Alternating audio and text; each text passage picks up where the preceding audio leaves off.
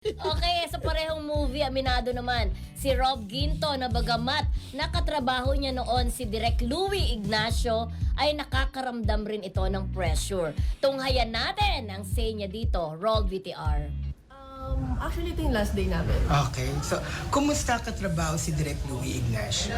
Actually, si Direk Louie, kasi naka-work ko na rin siya before sa VMX, sa Paupahan. So, working with Direk. Yeah, si Direk, mabait si Direk eh. Kumbaga, hinahayaan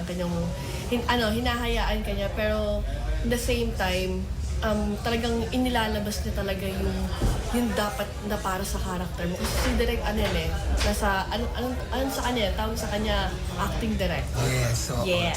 may times ba na napagalitan kanya? Or Wala naman, nasabihan? kasi si Direk, sobrang chill niya lang mag-direct and sobrang chill niya lang mag-direct. Tawag dito, walang pressure na nangyayari. Okay. Depende na siguro pag o-order si Direk sa akin.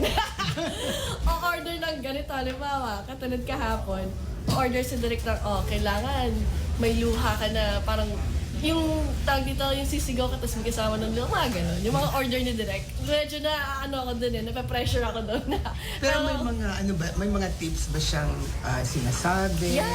Marami namang tips na sinasabi si Mga Direk. advice sa'yo? Yes, of course, lahat ng mga advice. Anong sabi ni Direk. Direk? Syempre, lalo na dito sa character ko kasi ito, mahirap to eh.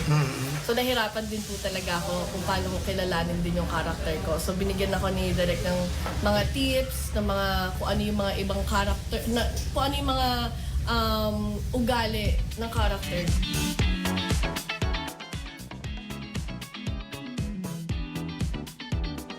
Isa na siya. Yeah. Oo, si Rob Ginto ay isa na sa mga mainit na sexy stars ngayon. Sa Viva Max. Oo, sa Viva Max. Oo, lagi ko nga naririnig yung kanyang pangalan. Sa pangalan pa lang, di ba? Oo, pero- Ginto. Oh. Mga gintong-ginto. At mukhang paborito siya ni Nino. Direk Louie Ignacio. Correct, kasi hindi lang isang pelikula ang pinagsamahan nila. Ay, kasama ka dyan. Ay, nandyan pa ko.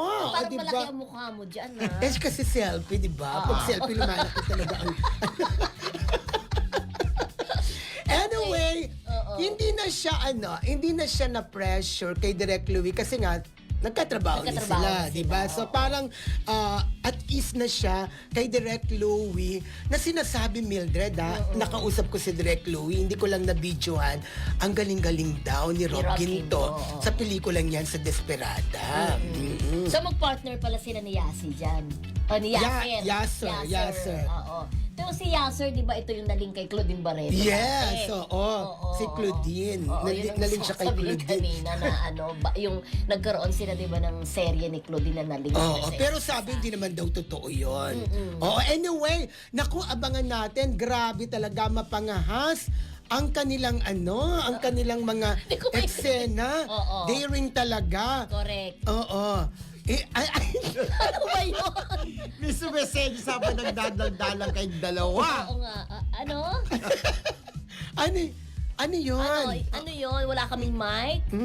Ah? Ha? Ano? Pakisulat na lang. Oo, hindi namin maintindihan. Oo. Nagdadaldal ba kami na hindi kami naririnig? Ano ba? Anong problem? Oo, pero ang daming nanonood sa ating Yeah, live. batiin mo na mga habang friendship. Batiin muna natin si June Talde na nasa Danyo Macau. Okay bakit na. ba? Okay na. Oo, pero yun na nga. Go! So go, yan nawala tuloy kami. So si Rob Ginto, ayan, abangan natin sa Desperada. Napakagandang pelikula under LDG Productions ni Mother Lito de Guzman. Okay. At talaga namang tatablan kayo Nang? kapag napanood ang eksena ni Rob Ginto at saka ni Yasser Marta. Okay. Yes!